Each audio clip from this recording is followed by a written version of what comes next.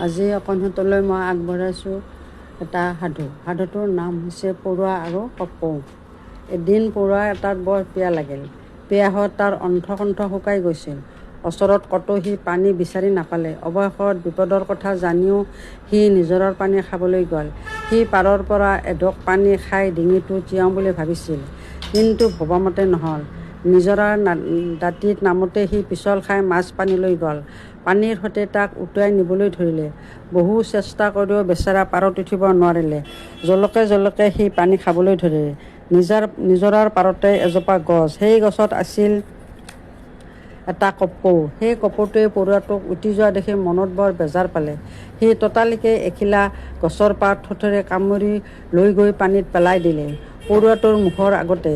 পৰুৱাটোৱে সহজতে পাতখিলাৰ ওপৰত উঠিল। তেতিয়া কপৌৱে আকৌ পাতখিলা পানীৰ পৰা তুলি আনি বামত থলে। কপৌটোৰ দয়াৰ কাৰণে পৰুৱাৰ জীৱন ৰক্ষা হ'ল। গ'ল কথা গুচি।